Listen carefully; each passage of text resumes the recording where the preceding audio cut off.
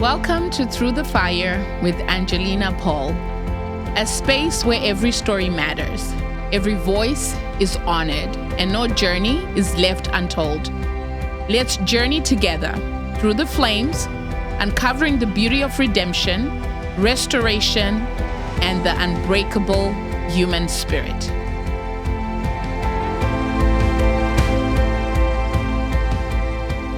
So welcome to Through the Fire with Angelina Paul. Today we have Nicole in the studio, and I'm going to let Nicole introduce herself because I know that she's a healer in this community and doing some mighty things. So what is it that you do?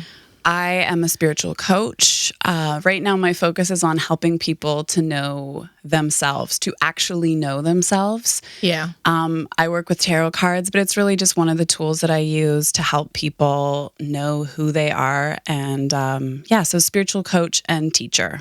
Wow, that is awesome. So it's good that you started at helping people to know themselves, because when we were preparing for the podcast, you said something that I thought was really profound. You said that if you do not know yourself, you cannot trust yourself. And if you can't trust yourself, you cannot be yourself. Yeah. That was so profound. I've never heard anyone put it that way. Can you tell me a little bit about what your journey has been in knowing yourself? Yeah, totally. So I grew up in North Vancouver. Have a really great family, and when I started to get into elementary school, I know I started to get really bullied, which was hard. I was a really sensitive kid. And what happened was I found this sort of solace from all of that bullying in dance, in ballet, really. And so I moved really hard into ballet. Like, it was my life. It was my world. Dancing was everything. It was kind of like at school was really hard. But when I was at dance, all of us had this collective love of ballet. And so I moved along in my ballet training, got better and better, and then eventually went to a really prestigious dance academy in Richmond. Went to the Royal Winnipeg Ballet, summer training camps, and then started doing, by the time I was in high school, I was doing a half-day program dancing ballet every day. Wow. Yeah. That is amazing. You said you were doing 30 to 40 hours a week. Yeah. Ballet, and then the school program, the half school program that you just talked about. I want to just kind of move back a little bit to what you said, and I'm going to come back to that because I don't think right now in my life I could do anything for 30 to 40 hours. At least not willingly. My job maybe, because I need a paycheck, but we'll come back to that. Sure. I want to talk a little bit about you described, or you used a term that I'm not familiar with. You said you were a highly sensitive person, or you said there are certain people that are considered to be highly sensitive. I'm very curious about that. Can you tell me what that means? Like, how did you come to know that you would fall under that group of people? Like, what is a highly sensitive person? Yeah, so in the spiritual community, they use this term HSP, highly sensitive person. It's not necessarily a term that I use for myself so much because I'm not really into labels or putting people into boxes or, characterizing people in certain ways. But certain people are more sensitive than others, in all different kinds of ways. You could be more sensitive to smell, more sensitive to touch, but a lot of these kids that they classify as highly sensitive people are really sensitive to energies, sensitive to other people's responses and reactions, and I would say that I was a very sensitive child. So do you think that this played a huge role in the bullying that you experienced while you were in school? Do you think that people that are bullies are able to detect or see if someone is highly sensitive and manipulate that?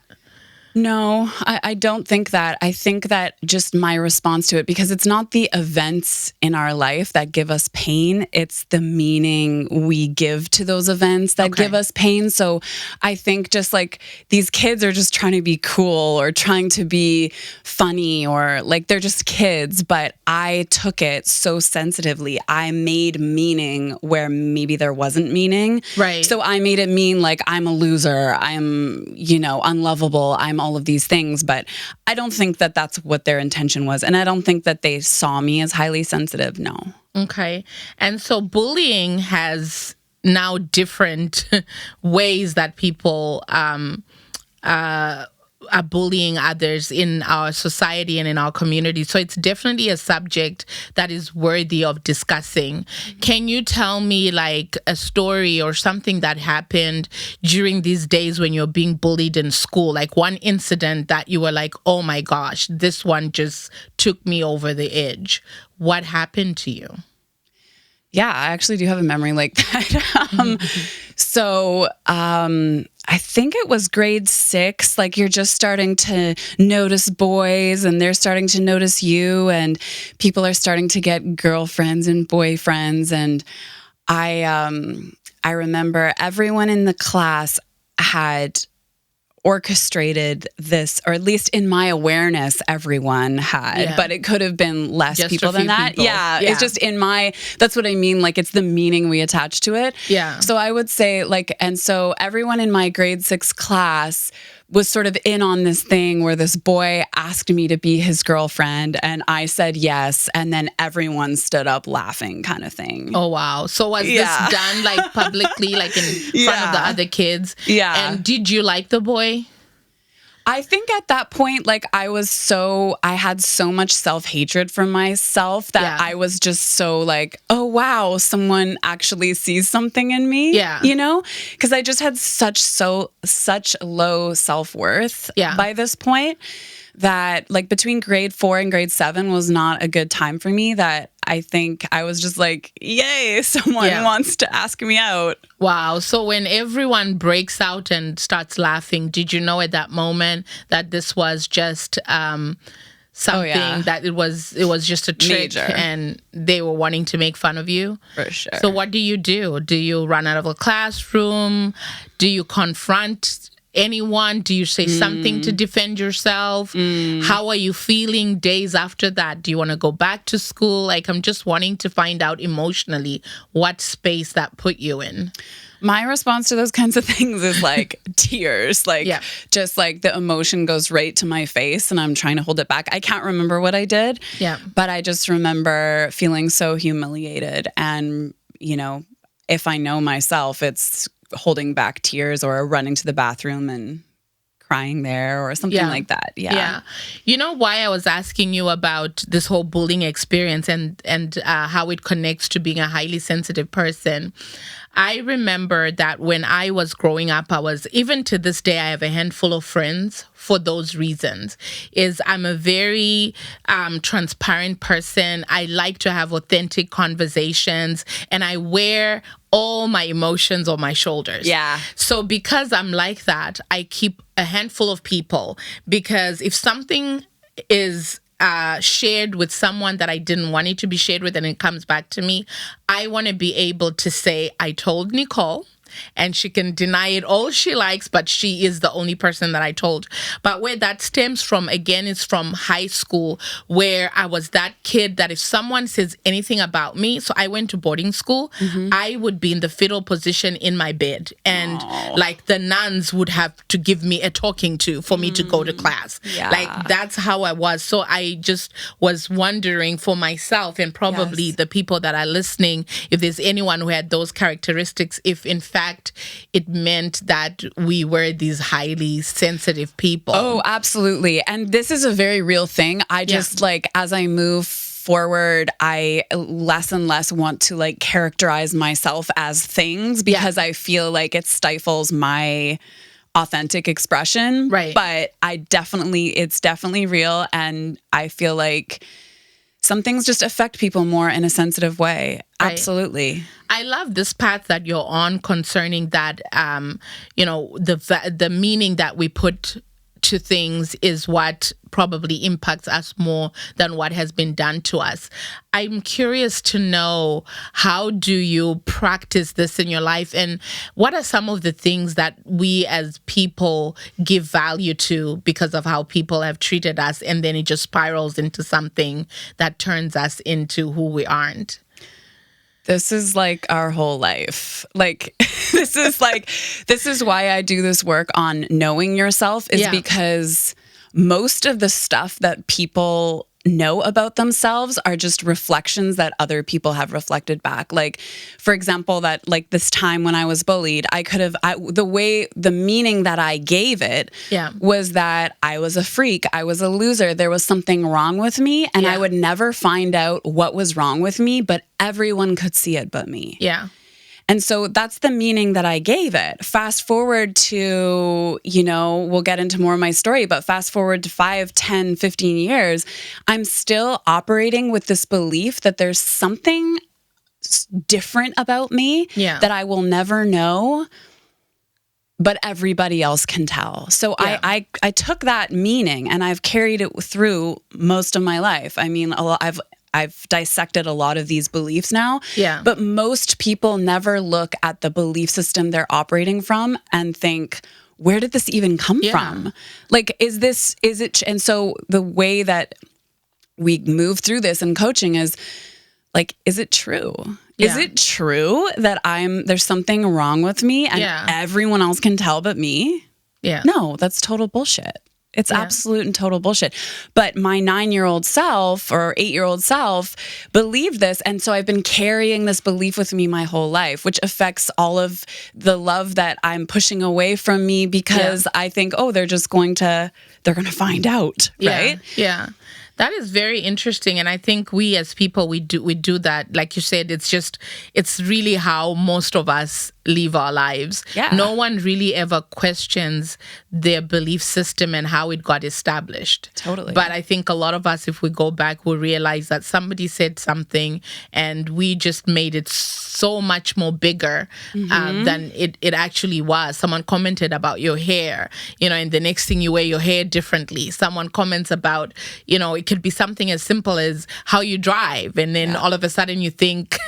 Totally. So many things. But I love that. And I love that you've said that. And my hope is even as people listen to that, they'll begin to actually say to themselves, how have I formed this belief system? And to ask the question that you said, if I have this belief system about myself, is it in fact true or not? And to challenge their thoughts about something.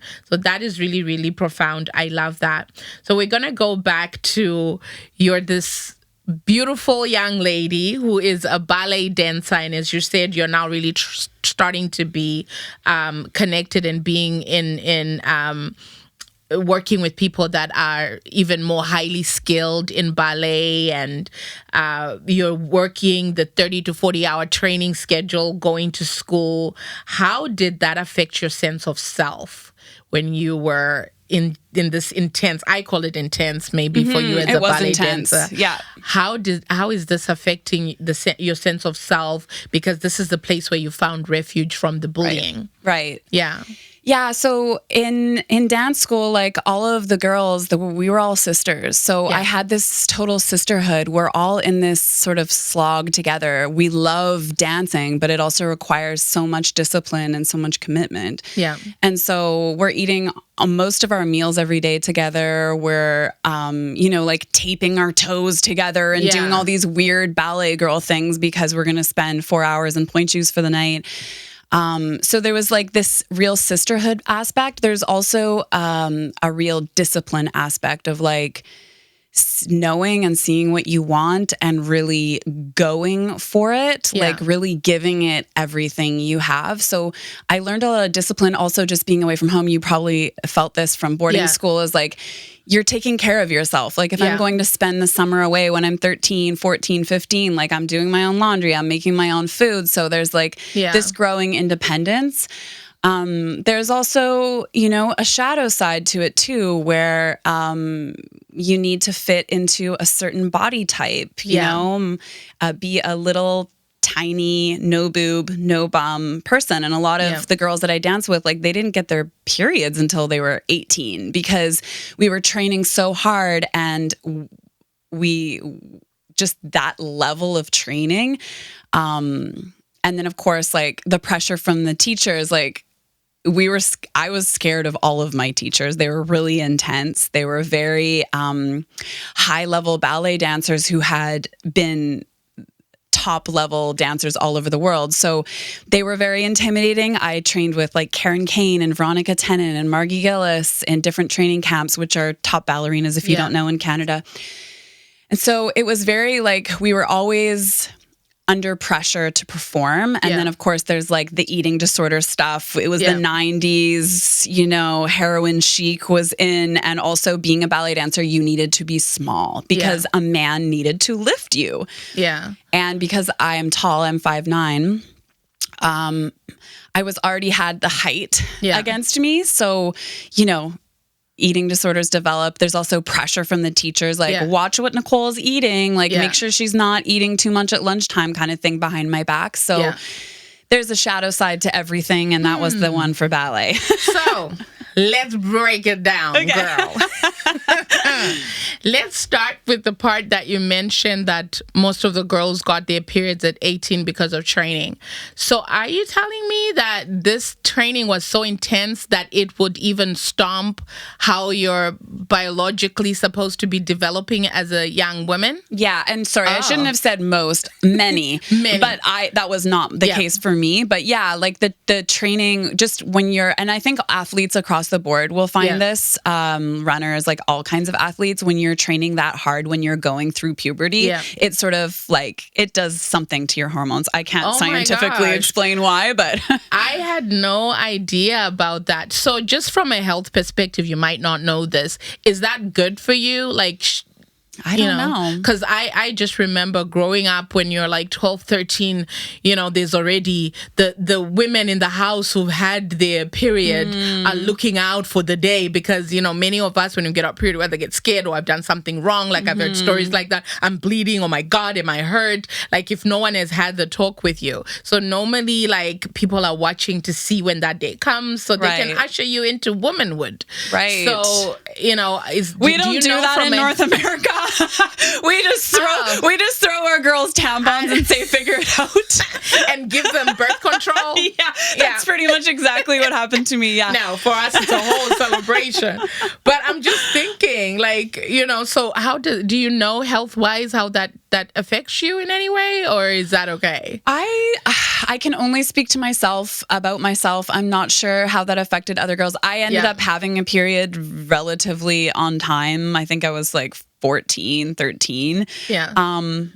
But yeah, I would say, I don't know. I think like anything, there's a light and a dark to it. Maybe there's that. But then also we were like, I can't ever replace, like, I can't thank in 1,000 lifetimes, like the discipline that I learned from it as well, just because I don't think that that kids get to learn that all the time. Yeah. So that's interesting. And we're just going to put that in the parking lot and we're going to find out later, you know, does that really impact you from a health perspective?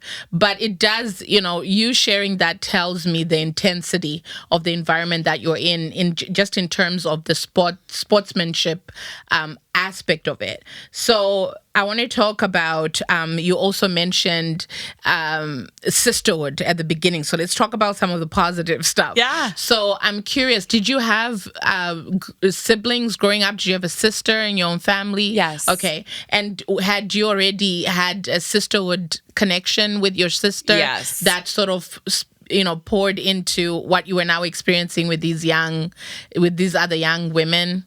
Yeah, I would say my sister is like my best friend to this day. She's the love of my life. But I would say this was a little bit different just because they were older girls and I was learning about sex through them. I was learning about, because they were older as well. It was just a whole different vulnerable experience that I feel like in high school, vulnerability is the enemy. You can't express yourself. Yeah. You're too afraid of rejection. In this little container of these girls on their break, and we're all collectively like dancing 4 hours a day, going home at 10 p.m., doing homework till midnight, starting it all over again, 7 days a week. It's like we're all doing something. We're all in something together that most kids are not in. And so there was just a shared trust, and we could really talk to each other and be vulnerable with each other and talk about like what's going on. Like I learned how sex actually worked in that dressing room. Yeah. How does sex actually work now? Next question. So, okay. So I'm loving the sisterhood because there's always a lot, especially in media now, when we see people who, like, it just kind of brings to me the whole thing happening with, I forget her name, but she's like a new female boxer on the scene. And she's having this little bout with Layla Ali, and they're like attacking each other. And so we see that a lot as well, where there's a lot of, this person is the best of the best, and all this maybe not really friendly banter that goes around that escalates into like real hatred and stuff like that. So hearing that you experience that, it gives me hope. Yeah. If anything, that, for those of us who are thinking of putting our daughters in programs like even cheer or dance or things like that, that there is a possibility of an actual sisterhood that is there. So that's a beautiful thing to hear. So let's talk about the eating disorder. Yeah. That are in ballet. I think a lot of us always hear all these whispers. And so you were in it. So break it down, girl. What was you eating? Is it true that you were only allowed to swallow like a cube of cheese every 3 days? No. No, it was, Is it really, is someone really coming to you and saying we eat like this? Or is it just like, listen, in the next way in, those boobs better have dwindled? Like, what's the what? Right. Okay. So this is in the 90s, right? So like we're still all eating like, we're not eating like the way we are today. There's a lot of fast food. There's a lot of just whatever's there. Like my lunches were filled with like, Lunchables and just lots of packaged stuff. Anyways, so because I would go to school and then go to dance, my mom often gave me money for dinner. So we'd go to like Wendy's or somewhere around, go for sushi or that kind of thing. So I ate. But what happened was that as my body started to change, and as I was, growing boobs and a bum, my teacher started to be like, girl, like when I wasn't there, girls, what's Nicole eating? Like that kind of stuff. And so when that came back to me, I was horrified and I started to change what I was eating. So back then I never called it an eating disorder, but there were days where I would just eat an apple. Like I think my thing that I would go to was right about that block of apple, cheese. except for me, it was an apple. And so I would eat an apple, and if I was hungry again, I would eat an apple. And this was like all very invisible. Like it's not something that we talked about, but something I just sort of did on my own in response to the feedback from my teachers. And then also just noticing that I'm growing in puberty and some of the other girls aren't. And I know that in order to make it to where I want to make it, I need to be small. So it was really like self-inflicted, but definitely came from feedback. Yeah. Right. So how did that affect you mentally when you're hearing like, the other girls are being maybe asked in some ways to watch what you're eating, and you have this thought in your mind that you have this goal and it's looking like you just developing could stomp the ability for you to achieve your goals? Like, how is this affecting you mentally? I think it really added to my self-hatred that I was already feeling from school. I think I just started to be really hard on myself and my body. Yeah. Being super skinny, even though back then I really was. Yeah.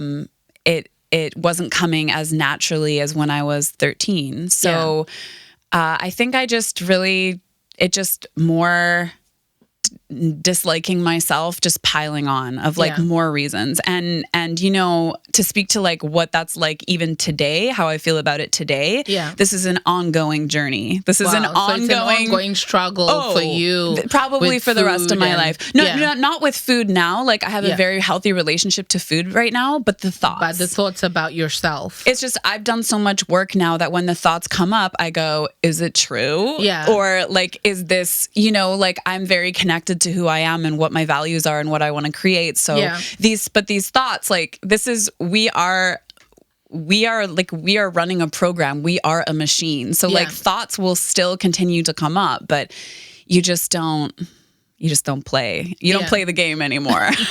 And so do you think that there was a certain level of acceptance in terms of eating disorders in the circles of ballet at that time, that even though it wasn't really spoken like, hey, it's cool if you're bulimic or anorexic or whatever, but in some ways there was sort of maybe a looking away when young ladies were not really nourishing their bodies, but eating in a way that kept their bodies where they could still participate? I think there was a looking away from the teachers, and there was not a looking away from the girls. Okay. We were all paying attention to each other. Yeah. And, I just got a shiver. Because there was one girl that I remember, there was two girls. One girl that was from another school, so she wasn't in our awareness, but we would see her at competitions and stuff. And she was just wasting away so quickly that I think eventually she was hospitalized and gone through eating disorder treatment. And then there was a girl that we were in class with, and she was a shyer girl. So she was, and a little bit younger than some of us. Yeah. But we noticed and we said something and we would talk to her. And, but you know, she was in her head with her own thoughts. And I think eventually she did get treatment. Right. But... So you mentioned you had goals, and so even when you were having your apple a day or a couple apples a day, you had now acquired this discipline that in order for you to achieve your goals, you kind of have to make some sacrifices. What were your goals in terms of ballet? How far had you seen yourself reaching? I wanted to be a professional ballet dancer. Yeah. I wanted to get in with a company and that be my career. Yeah. By the time I was 17 and the boobs and the bum, that were something that there was nothing I could do about. Yeah. Also, by that time, I was getting tired of the discipline. I wanted to like have a boyfriend and go to a party. Yeah. Why couldn't you have a boyfriend though? There was no time. Oh, okay. I had no time. And we weren't allowed to do anything like go snowboarding or go skiing or anything that we could hurt our bodies. Right. So not that that's required to have a boyfriend, but like I just didn't have a social life outside of dance. And I was 17. I wanted to like go to a party, smoke a joint, have a boyfriend, have fun. Be a kid. Yeah, that's right. So before I ask my next question of when you moved away from ballet, I wanted to just address something that you mentioned where the girls had to be a certain weight because a man is going to lift you up. Right. I'm just kind of wondering what was the dynamic between how girls had to be and boys? Because in my mind, I'm thinking, well, why can't he just get buff? Right. Why can't he just get strong enough to lift me up with all of my boobs and all of my bum, you know?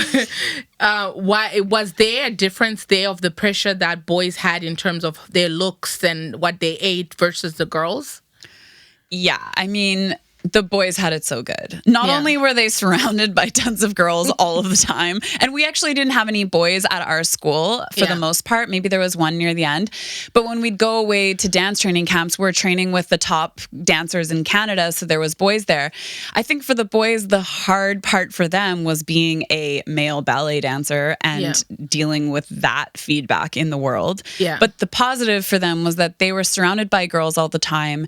They didn't really have to be quite as good as us. They sort of slid by. Not to say that there are amazing male ballet dancers out there, but the pressure it's just like supply and demand, right? Like there's less boys, and so they really nurture them. They really nurture them and give them what they need. And And and so I think it's not even like if they couldn't lift us, it's that we needed to look proportionate to them. Yeah. Right?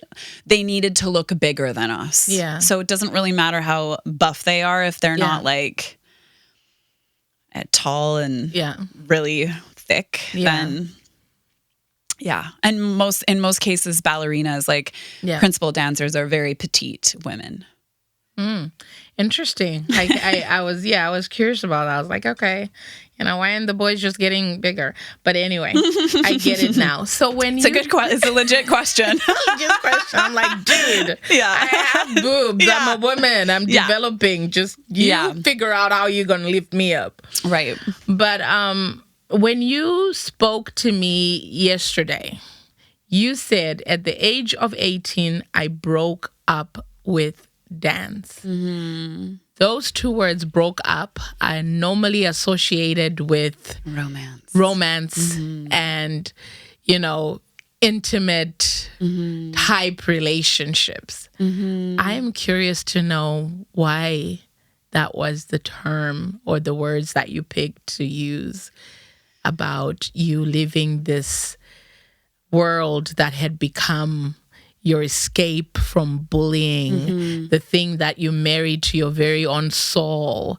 that it was the essence of who you were. You found sisterhood and discipline.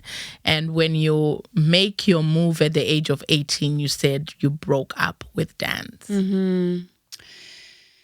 I'm a very romantic person. Okay.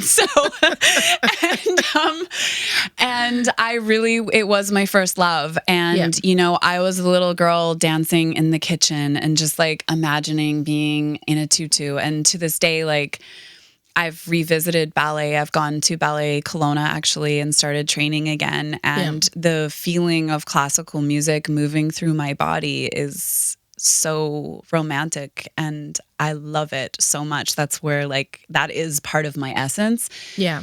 But I think of just all of these years. So I was training with this high level group and the top of in my class, who I trained with is the principal dancer of the National Ballet of Canada to this day. Oh, wow. Very high level, right? Yeah. But of that 12 or so girls in my class, I was the weakest. Yeah.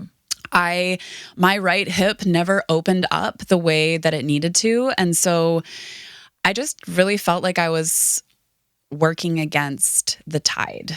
Yeah.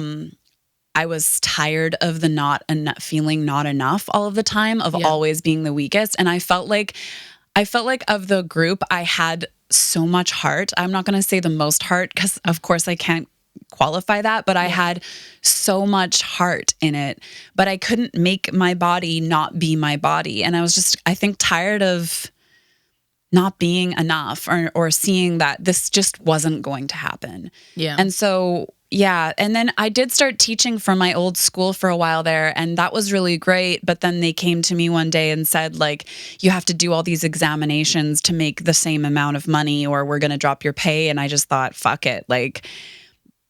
I break up with it all. Yeah. Goodbye. I'm starting a new life. I'm starting a new, I'm over it. So that was when the breakup happened. Yeah. Wow. That is interesting that you had this romance with ballet. And so my question is, when we break up from anything that we describe, at least in the terms that you are, there's always that time of reflection where you're thinking, could I have, for me, I think, could I have done better? Am I the, who let who down? Who didn't meet the expectations that were on the table?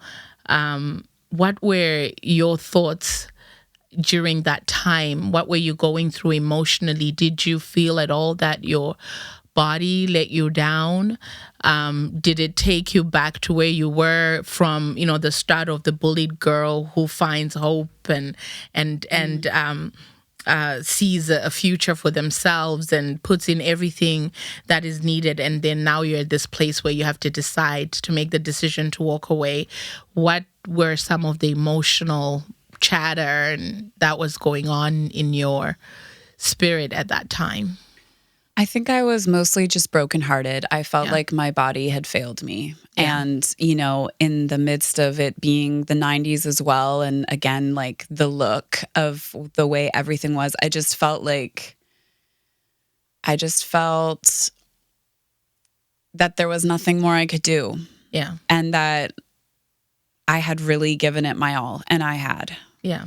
So I think I was just tired, and I just wanted to have a nice senior, like a grade 12 year. I just wanted to like sleep in on the weekends and like just give myself some pleasure outside of the discipline, I think. Yeah. I think I just felt like I wasn't surfing the wave anymore. I was like walking into the wave, just getting pushed into the sand. So yeah, Well, brokenhearted. So heartbroken and tired. And that's really typically the description most people have when they walk out of relationships that were very intense and took a lot out of them. You said after that time, without dance, you found yourself lost. You said, without being a ballet dancer, then who am I? Right.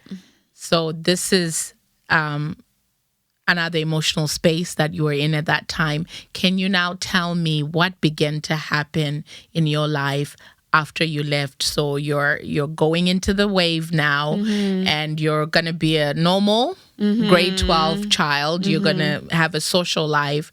Where does this era of your life lead you to? Yeah, so in grade 12, I still do like jazz and like other types of dance because I like it, but I've given up ballet at this point. And then after grade 12 year, so I have a great grade 12 year, like have fun. I have a boyfriend. It's fun. I get into drinking, smoking weed. But I'm a kid and I'm having fun. I also had really good grades. Like I worked really hard in school throughout my whole dance training. So I was excited to go to like university or something like that. Yeah. I decide not to go to university. I go to college instead to save money. Realize that I'm lacking purpose in college, that I'm just taking random courses, and I really just want to be a musician, or I know I'm an artist. So I start, I've been playing guitar for a little while, so I start playing guitar a lot more and taking lessons. Around this time, my best friend, her parents moved back to Brazil, but left their house here. So we moved in, and then all of our artist friends started moving in, and we change each space in the house into a different art studio where we're painting and making installations and recording music, and it's great. And all these drugs start coming into the house. So what started off as, a very like artistic exploration becomes us getting high a lot. Wow. Yeah. So you talk about experimenting with drugs up to really full-blown addiction. So how does that path become in your life? Yeah. So I sort of replaced ballet with other forms of art and music. And I think at that point I was also like totally having an anxiety or an identity crisis because I just don't really know who I am. I'm this loser over here, and then I'm a failed ballet dancer over here. And, I also have this very rebellious nature in me where there's a part of me that just wants to go, fuck it all. Like, just fine. Stick it to the man. Let's fuck it all and just see what happens. And so we start using speed pretty heavy, and we're up all night making art, night after night after night. And this is before anyone even really knew what meth was. I remember like a few years into my addiction, seeing an article on the province newspaper saying, meth, what it is you need to know. And like, it's in your community. Like nobody knew what it was. But you guys times have were changed. already like... We were, and so lots of art was made, but there's something that happens in addiction where like you basically push pause on your evolution. You no longer are processing anything or moving through any emotion or really evolving. You have numbed everything. You push this sort of pause until you unpause. So yeah, we partied a lot. It was also kind of like a little bit rave culture time. So I was a club kid, and I was selling drugs out of the club to make money on the side. Oh yeah, what? like Girl, you was a dealer. I was a pusher. You so were I not only using, you were pushing. My goodness. I was very naughty, and I was like 19 and going to my God. The Lotus in Vancouver almost every night, and making little side hustle cash that way. The height of the addiction. So it started with meth. Then you said you used cocaine to get off the meth, but no, I sold cocaine. Oh, you sold cocaine. I did cocaine a little bit later after I got off the other things. Like, no, I was Angelina, never really. wait. The meth era is longer. Let's talk about that. Okay, backing out the cocaine, talking about the meth. My meth era. Your meth era. Okay, so there was a point where you were using $100 worth of product a day, right? So I had a really good idea that I knew exactly how to get off meth. Yeah, heroin. Yeah. Because because at least with heroin you eat and you sleep, right? And I had friends who one of my friends helped me like do it the first time, so I knew how to do it. But no, I found heroin and that is a whole different thing. Yeah. Art stopped. Ooh. Creation stopped. So this wasn't the pause that that the meth journey was. This was even on more heroin, of a pause. You're like, this was just like even more pause. This is full stop, right? Yeah.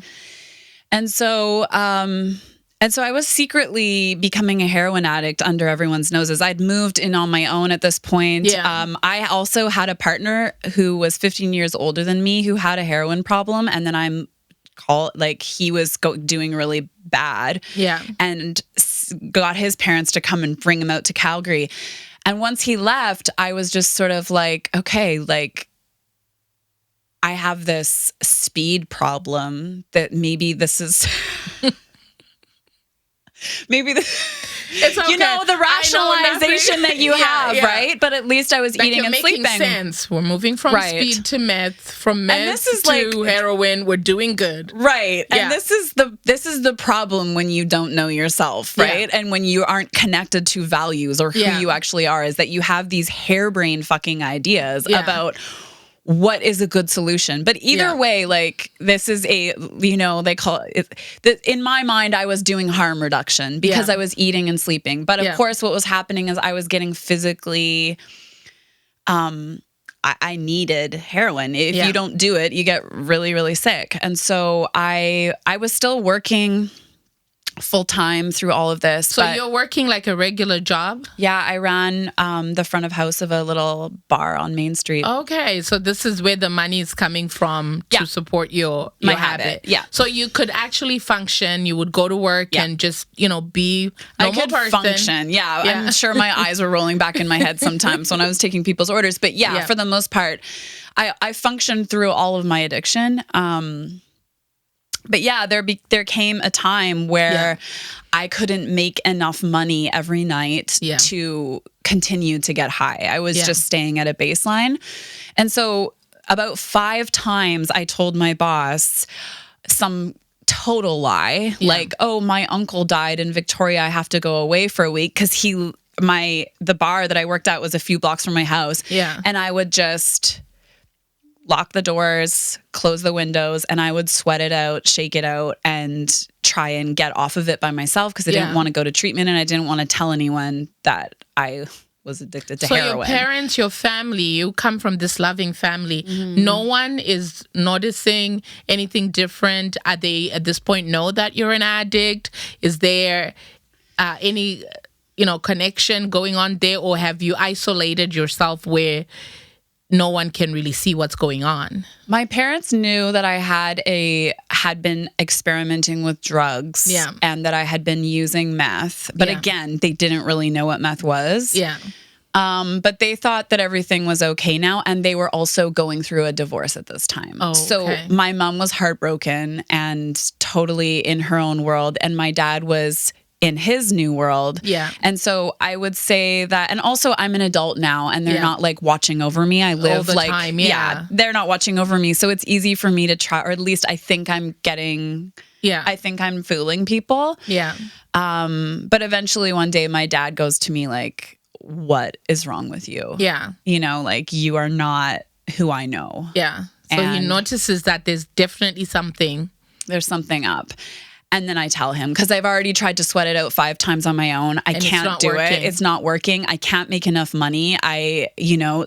Working at the bar to support my habits. So it's like, okay, I've got to tell him. So I told him. Yeah. Was there any reason in particular that you were not seeking treatment centers? Was there, some story that made you not go away? You just like, I can do it on my own. Was it still that the same mind that you were using to give you the logic from one type of drug to another? Was that sort of the same mind that was saying, oh no, you can totally get off it? I never once thought about going to a treatment center. Wow. I will say that it's not the same it is now. There's not like people, like there's not addiction everywhere around you all the time. Yeah. And like, that's how I could be more secretive about it back then. Nowadays, there's no way I could have passed because people are used to seeing drug addicted people walking around everywhere. Now people will notice. Now people would notice. Yeah. But back then they probably just thought I was like, I don't know what they thought. Yeah. But so from your dad checking up or seeing that something is wrong, you would just come out and say, this is where I'm at, this is what's happening. So what is the course of action at that point after that conversation? My dad sent me some money so that I could support my habit for the next. So I was going to give my notice. Yeah. I was going to get all my stuff packed up and moved out. Yeah. But I needed to be able to do that. Yeah. So he gave me a little bit of money to help me with the moving costs and with like just making sure that I could do that. And so that's what happened. I packed up everything. I moved to my mom's place and then my sister and my dad and my mom watched over me. Yeah. For about a week because I got really, I really took it to the next level just before I quit. Yeah. I thought, you're going to just let it rip. So you had the last drug binge. Yeah, I just let her rip. Yeah, the last drug binge, you're like, these people are going to be watching me. I'm going to just binge out. Isn't it... I guess, now when you look at it, like for me, I would just be thinking in terms of gratitude that that last binge didn't do anything to harm you, right? And you were still able to go. It brings me to when you were talking about starting this journey of getting off of the drugs, that you had a moment of relapse because you lost a friend. Can you tell me about that? Yeah, so I had moved in with my mom. Yeah. My family watched me hallucinate and in and out of consciousness for a week. And then that sounds like it's the hard part, but the hard part is really after that when you're like, okay, now I have to create my life. And at 23, I really thought I had ruined my life and that there was no one that was going to love me or be my friend at that point. So I had a really long depression, and something they don't talk about in a lot is when you get clean from something, there's post-acute withdrawal symptoms, which means for me, it means I was depressed for a solid year after that until I woke up one day and went, oh, life. Yeah. This is awesome. Because you're thinking you're beyond redemption, right? Yeah. And so so I had gone and I went to a treatment center in West Van, and it was like a bunch of middle-aged ladies that were addicted to coolers, and I felt so out of place with my heroin addiction that I was like, get me out of here. So I went to 2 days of group, and then I was like, this is not my vibe. Yeah. And so I was moving along. I got a job at a music store in the record department, and so that was fun. And then my best friend dies of a speedball, and so I had to distance myself from those friends to really continue with your journey and making sure that you're not gonna go back to using. That's right. Yeah. And while that happened, my best friend at the time started to get worse and worse and like really deteriorated to the point where he died of a speedball. Wow. So how do you get the news that your friend has died? our mutual friends. They call you and they tell you. Yeah. And so what is the first thing that you do? I call my guy. Yeah. And I get downtown and I meet my guy and I shoot up and then I go to my best friend's place to lie in his bed. Wow. And just be with him and his friends, our friends and his stuff. And then I remember his parents came in and I wasn't expecting them. Yeah. And I was so rough looking, eyes rolling back. And they were disgusted with me. And I'll never forget his dad saying, "Do not come to the funeral if you're going to be like this." Wow. And I was just, I really, in my defense, I did not know that they were coming, but I was so ashamed. What would you have done differently if you knew that they were coming? Probably not gone over there. Okay. Well, I mean, So maybe, not what would I use the drugs, but you would have just not been there for them to see you in that condition. I'm not going to say that, oh, I shouldn't have done the drugs. Of course, I mean, I could go back and say, well, I shouldn't have done all these things. I know that that's what I was going to do. And when an addict knows what they're going to do, there's nothing that will stop them. Yeah. Was that like, that was your go-to to deal with emotional things at the time? Yeah. That makes. And this is like the first, other than my grandparents who I loved, but this was the first like real life person my age that died. Yeah. And in response to that, I performed at the funeral. I was stone cold sober. So you ended up going, but you were sober when you went. I was going, and we performed a Mazzy Star song, me and one of the other friends, totally sober, and I had turquoise hair, so I probably looked like a hot mess. But I was sober and pulled off a song, and his dad said that was really beautiful. I was not expecting that, so I felt a little bit of okay, thank you, like. Yeah. I just wanted to do right by the whole situation. And then at that point, I realized like I just needed to leave the city of Vancouver. Vancouver's always been a very, like, just drugs are everywhere. I grew up around drugs. They're just everywhere. I think it's like that more everywhere now. Yeah. But back then, like when you went to Calgary, there was not a lot of drugs there. So I moved to a place. I moved with my ex-partner who I had sent out the year earlier. Yeah. And, or a couple of years earlier, he had gotten a great job. He was making good money. And he just sort of took me under his wing, and I cleaned up there once and for all. Wow. On my 24th birthday. So would you say that the passing of your friend made things even more real than maybe the time your dad had said, listen, I'm giving you this amount of time, pack up your stuff and come home and we're going to help you through this? Was that even a more intense push toward your journey of getting off of using? Because I realized I could die. Yeah. And also in that same time, my dad told me that he had cancer. Oh. So I really wanted to do right by my dad. Yeah. Like that was a big one. Yeah. Yeah. What about your dad having cancer really turned your decision at that time? Like when you're getting that news, what is it about him having cancer and you wanting to be there to support him that really made the push for you? Well, it meant that I needed to move away from him so that I wasn't around him during his treatment, but that he would feel a sense of peace, that he wasn't worried about me. And so that really mattered to me more than anything. Was like, I just, all of a sudden I had this like deep sense of purpose for getting clean, because before it's just like, I hate myself. What's the point? Now it's like this person that I love and adore. My dad is like my person.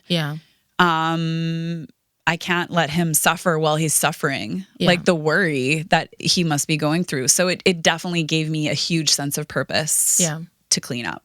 That's incredible to hear that, that, you know, purpose started to really come up again for you, just almost to when you were in the ballet production, that, you know, you had that sense of purpose.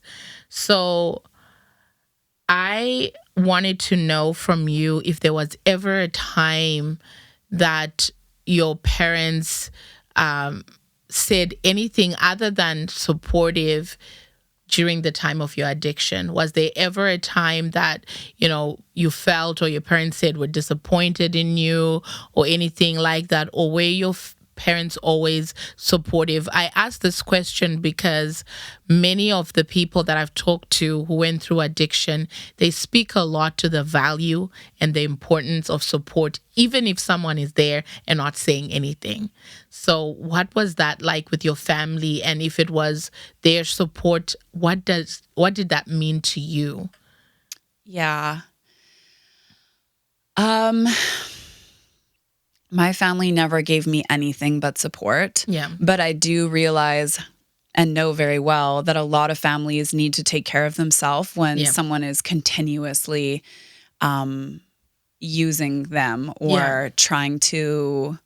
But I was, again, like, I had this discipline in me. I had this purpose that I was like, I'm just going to keep doing this until I do it for good. Yeah. I like to do things on my own. I've always liked to do things on my own. So just to have them around me, especially my parents going through a kind of a contentious divorce, but they're all in the same room and they're taking shifts watching over me. That kind of support, even though I was unconscious, like learning about it afterwards is like... They loved you so much that they were willing to overlook whatever differences and difficult time they were having in their relationship. You mattered more to them than whatever their personal issues were. That's right. And that's the difference between what I have and a lot of people don't have is why they can't get clean is because they don't have this like arms wrapping around them of support. Yeah. And so the reason why I got clean is because of my family. There's no way I don't think I could have done it without them. Yeah. But no, I didn't give them a lot of reason to ever need to be pushing me away or because I was so secretive. And then by the time I was sort of out, it was like, okay, we got to deal with this. Yeah. But I know people that go on decades into addiction, their family do need to take care of themselves because it just becomes so hard living in that world with an addict. Yeah. So you've come to Kelowna and I want to move on to meeting your husband. And so you're a mom and you have your awesome son who has a birthday coming up. How does that come about and how does that continue to change your path? Especially having your baby boy. Yeah. So I'm not with my son's father anymore. Yeah. But we moved from Vancouver. So after Calgary, I moved back to Vancouver. We met in Vancouver, fell in love, came out to the Okanagan. He's a chef. And so we started working around here. I started to discover I had a passion in the event industry. Yeah. I created a wedding planning and design business, as well as I co-created an adventure elopement business in the peak of COVID. And then 9 years ago, we had the most beautiful child in the whole wide world. Yeah. And I think becoming a mother gives you a type of grit and a type of purpose that you're like, no one can freaking stop me. Yeah. And so I hadn't really felt that. And I think that even though I had cleaned up from heroin and meth, which 18 years ago now, a long, long time ago, I still had I drank too much before I had my son. Wine country and drinking wine. Yeah. Well, I was really if I look at it, I was getting drunk all the time on really great wine, but but I wasn't creating anything. And so to create my businesses, to have my child, to build something, this is when I really found out what I'm made of. Yeah. And where the discipline from my dance sort of comes in of oh, right. I can work. I know how to work. Yeah. And how to set a goal for yourself, go for it, and just buckle down and get it done. Right. Where I was just sort of lost in space for a decade after I got clean because I just I couldn't really sink my teeth into anything. And I feel like finding something in events, even though I'm not really in that world so much anymore. And then having my son was this whole new level of I don't have time. hating myself isn't productive. It's not creating anything. Yeah. There's more than this. I've Yeah. also been a very deeply spiritual person my whole life. So I've always had this. And I think this is part of the reason for all of the stuff I've just told you is that Yeah. I've always had this question, is this it? Yeah. Is this it? That you've always believed there's something bigger more. than us, and there's something more Yes. to come out of you in terms of creativity. That's right. Wow. That is amazing. Like, that is my view of God as well, is just knowing that there's something bigger than I am lets me know also that there's always yet something bigger to come out of me, because, I believe that we're created by a God who has just massive creative abilities, and they're given to us. Yeah. And so as long as we apply ourselves, we'll be able to keep creating, bigger things and more purposeful things for humanity. So I'm excited about just knowing God every single day and how much more that, I can become. And even when you were talking about, like, you're so connected to people that believe there's something bigger, it just lets me know that even the circle or the community around you, you are that kind of person that will push people to be greater, to be, to do bigger things, and that you're an affirming and encouraging person. And that's part of my makeup. And actually in human design, do you know what human design is? No. Okay. I'm really dorking out on human design lately. It's this incredible merging of astrology and all of these different modalities. But it has a blueprint for, like, if you know the day you were born and the time you were born and your location. I remember one time I watched Iana Van Zandt, and she gave a website that you can go to and you can plug in your time and your whatever, and then it'll tell. But you tell us. And my number one, like, when I look at all of this stuff, as I'm discovering all of this human design stuff, which now I'm learning more so I can help clients with, is my number one gift is like triggering. Like, I trigger people to be more than who they are. Like, my job is to mirror and show people different ways that they can grow. And sometimes that's really off-putting for people, and sometimes like they're ready for it. But just because you said that. I know, right? So going through your journey from ballet dancer through the journey of addiction and now healing and being a healer, what would you tell that 13-year-old girl that had experienced the bullying and all of that stuff that was happening at the time, that may have come with just, low self-esteem and, self-hatred and all of that? What would you tell that girl today?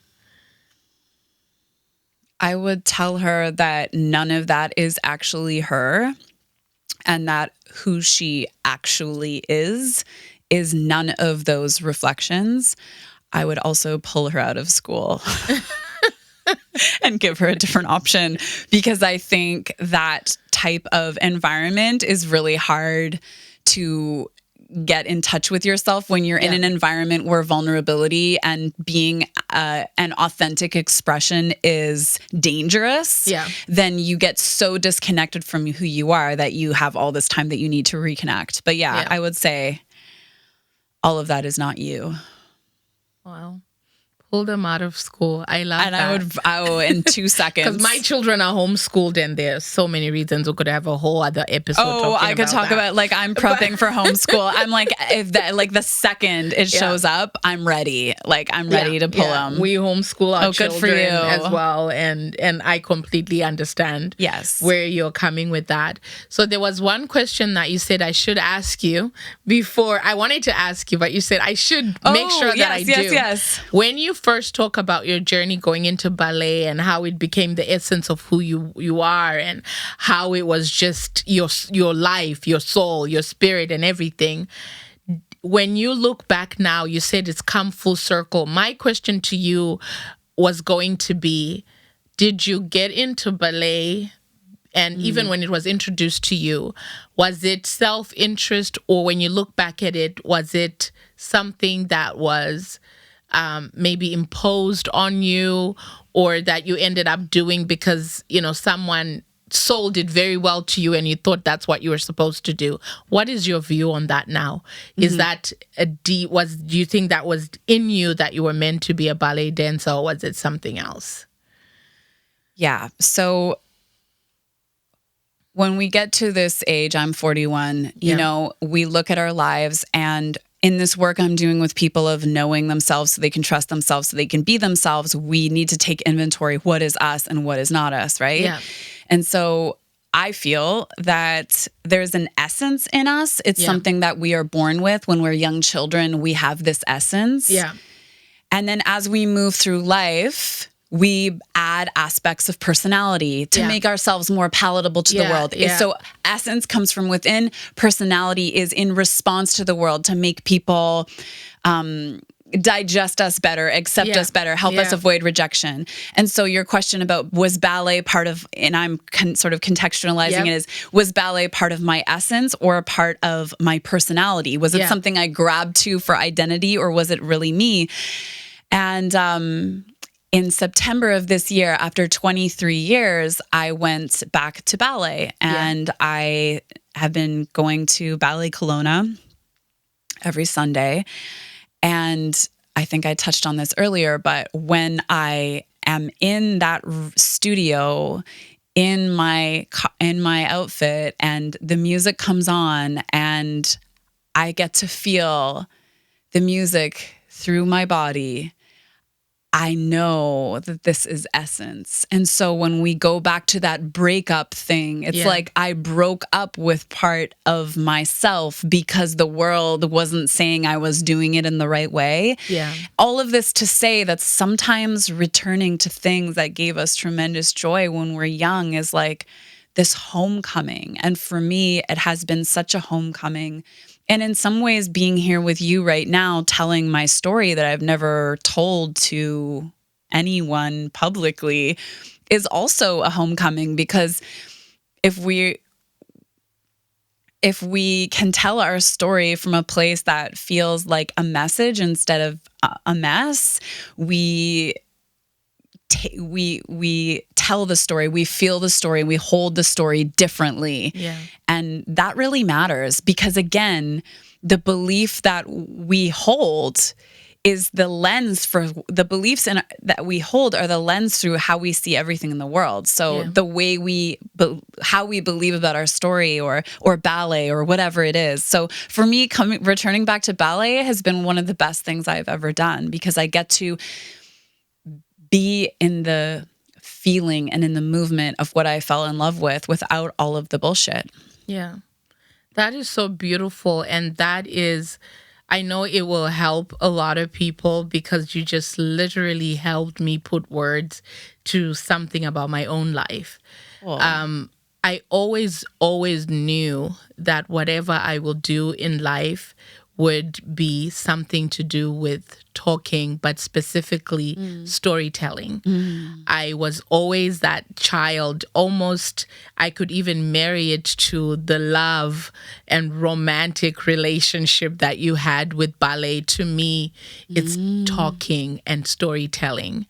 And I remember when I was younger, when people are trying to place you, they would always say, because I had an opinion and an experience about most things. Like my life is just in that manner where if you describe something, there will be something in my life that I experienced that is similar to that. Yes. It's almost like I've had like a cat, like I've had 9 lives. Yes, like I've gone through everything. So I have a story that is real and true, and a true experience about almost, most things that I have encountered people and can relate, and it resonates with some part of me.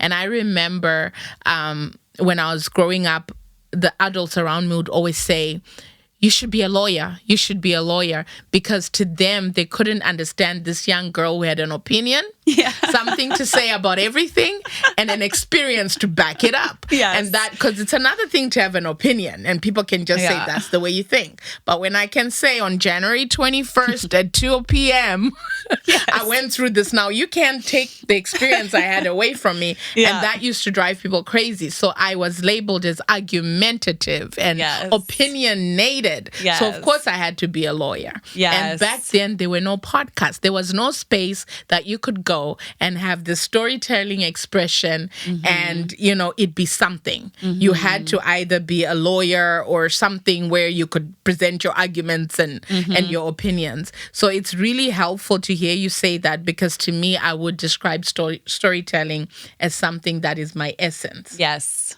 Absolutely. It's amazing for me to hear you say that, because that truly helps me. Cool. That now opportunities like this of having podcasts, like you said, I can have, this platform of storytelling without all the bullshit. Yes. Like you said, and tell the stories that I want to tell. Yeah, girl. So I appreciate that. I want you to take this opportunity before we wrap up today to talk about what you're doing, what you're offering, where people can find you. You've said a lot of really profound things. I think your coaching business is awesome. I could hear hints of it as you were speaking. So many profound things you said. This is one episode I will definitely go back and kind of write down some of the things that you said. So can you tell people what it is that you're doing out there in the community, what you're doing even globally on your social media, and how they can be a part of what you're doing? Sure, yeah.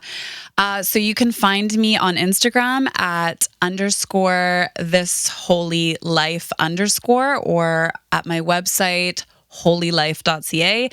I offer one-on-one coaching, spiritual teaching, and right now with a focus on knowing ourselves. But that's like the root of everything. So and I also am creating a free guide. It's coming out next week, the free guide to actually knowing yourself. And then there'll be a course coming up for that. So if you want to join my mailing list on my website or connect with me on Instagram, that's perfect. Awesome. What is it that you hope your story that you've shared today will do for the people that will listen to it? Something just popped into my head. I hope that there are people out there that hear my story and understand that they are not dirty or trashy because they had different experiences, including addiction experiences. That dirtiness, trashiness, drug use is not who you are. It's a symptom of your situation. And, recovery is so possible. And there's just so much in us. Yeah, that. There is just so much in us. There is so much in us. Yeah, that.